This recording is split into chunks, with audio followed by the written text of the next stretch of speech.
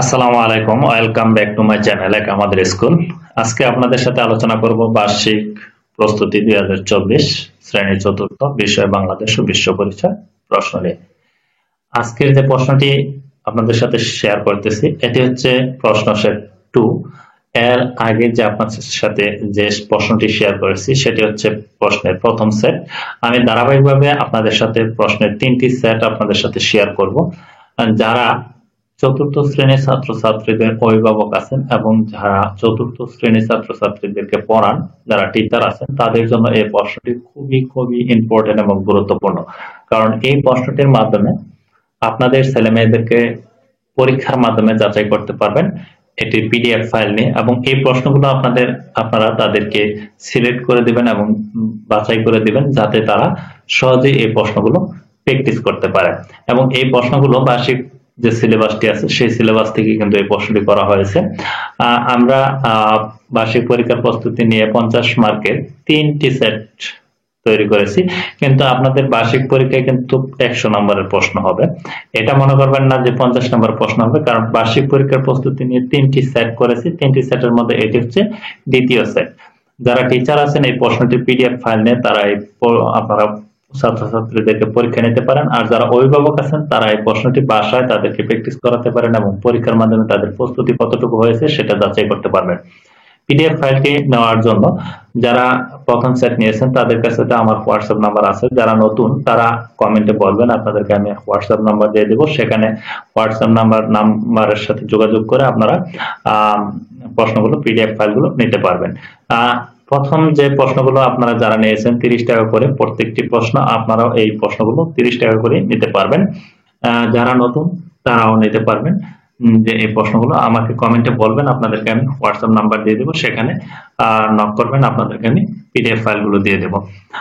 আর কথা না বাড়িয়ে আপনাদেরকে একটু প্রশ্নটা আপনাদের সাথে শেয়ার করি যে প্রশ্নটি আসলে কতটুকু মানসম্মত আছে, আপনারা একটু দেখলে বুঝতে পারবেন। দেখেন, সপ্তম শতকের রাজাকে শশাঙ্কের রাজধানীর নাম কি? পাল রাজবংশের প্রতিষ্ঠাতা কে? কোন রাজবংশের স্থায়িত্ব সবচেয়ে বেশি? প্রাচীনকালের প্রধান পেশা কি? রাজা লক্ষণ সেন পরাজিত হন কত সালে? এরপর হচ্ছে প্রাচীনকালের বিনোদনের কয়েকটি উপাদানের নাম লেখো। চতুর্দশ শতকের বাংলা রাজাকে? কার শাসনামলে ভোগ্যপণ্য সস্তা ছিল? এরপর ভারো বুইয়া কি? মধ্যযুগে চট্টগ্রাম বন্দর থেকে রপ্তানি হওয়া কয়েকটি জিনিসের নাম লেখো। মধ্যযুগের পোশাক ও খাদ্যাভ্যাস কেমন ছিল? এরপর 2 নঙে থাকছে শূন্যস্থান পূরণ করো। 1.5 শতকে মুঘল শাসক শায়েস্তা খানকে বাংলার সুবাদার নিযুক্ত করেন। ভারো ভূঁইয়াদের নেতা দেশ কেন্দ্র হিসেবে চট্টগ্রাম সুপরিচিত ছিল।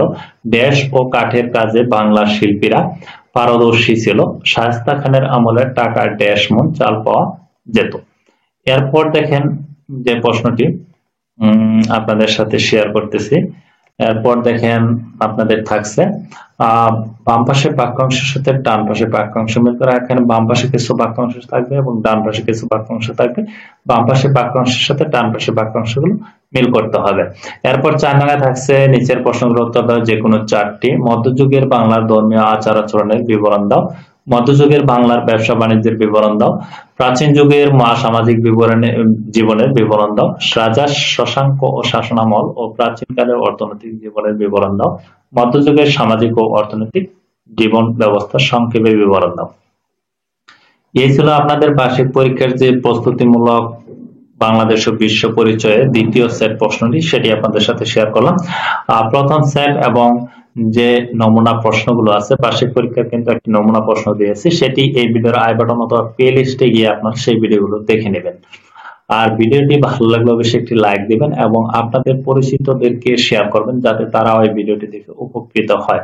এবং আপনারা আসলে ভিডিও দেখেন অনেকে লাইক দেন না, তাতে আমাদের মনে হয় যে আপনাদের এই ভিডিওগুলো কোনো উপকারে আসেনি। লাইক এবং কমেন্ট দিবেন, কমেন্ট করবেন, আপনারা আপনাদের ভিডিওগুলো বানানোর আমাদের যে আগ্রহটা সেটা কিন্তু বেড়ে যাবে। আর যারা পিডিএফ ফাইল অথবা এমএস ওয়ার্ড ফাইল নেবেন, যারা অভিভাবক এবং টিচার আছেন, তারা অবশ্যই আমাকে কমেন্টে বলবেন, আপনাদেরকে আমি আমার হোয়াটসঅ্যাপ নাম্বার দিয়ে দেব। সেখান থেকে আপনারা পিডিএফ ফাইল এবং অথবা এমএস ওয়ার্ড ফাইলগুলো নিতে পারবেন। আজকের মতো ভিডিওটি এ পর্যন্তই। ভালো থাকবেন, সুস্থ থাকবেন, আল্লাহ হাফেজ।